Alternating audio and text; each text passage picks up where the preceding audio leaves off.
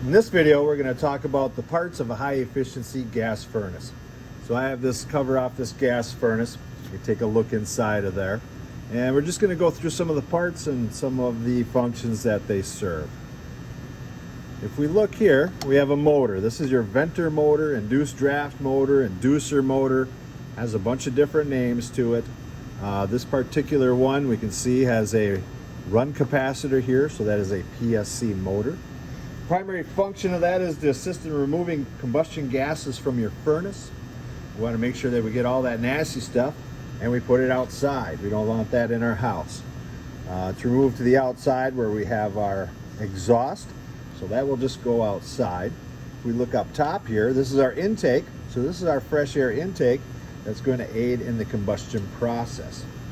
Now that venter motor also closes a set of contacts in our pressure switch. Our pressure switch proves that our venter motor has removed all that icky stuff and will actually allow the gas valve and the igniter to start up. Now this is our gas valve. We have our inlet side of the gas valve. We have our manifold side of the gas valve where we can read inlet and manifold pressures on there. The gas valve takes a higher inlet pressure and reduces it to a pressure that our furnace is set for. If we look up into the burner area here, we will see a set of wires. This is a two set of wires. This is a single set of wires. The set of two wires goes to the igniter. Now the igniter is going to glow red in there. It's going to ignite that gas, and that's going to get our burners to light. The igniter is 120 volts. It needs two wires going to it.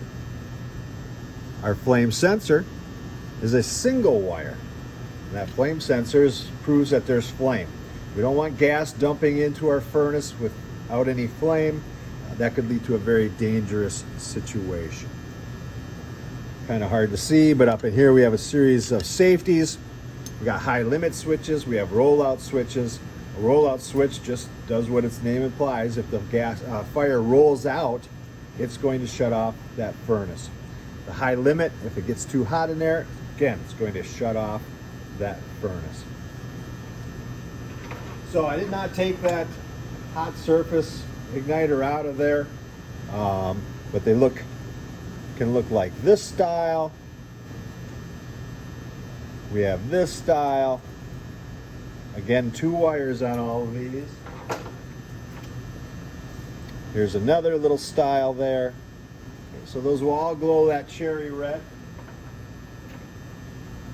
And then your flame sensor can look like a hook. It can be straight. It has a ceramic piece.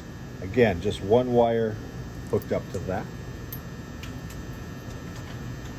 I'm going to tilt this down. We look down here. You'll see our indoor blower. Again, we have a capacitor there, so that tells me that that's a PSC motor. We have our control board that's constantly monitoring that furnace and everything that's going on with it. And then we have our door switch right here. So this door switch, when the cover is on, pushes that door switch closed and allows voltage to pass through it.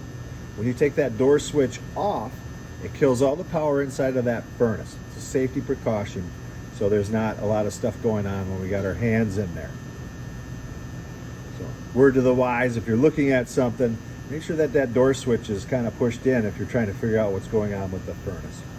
So this is just a quick video to show you some of the components of a high efficiency gas furnace.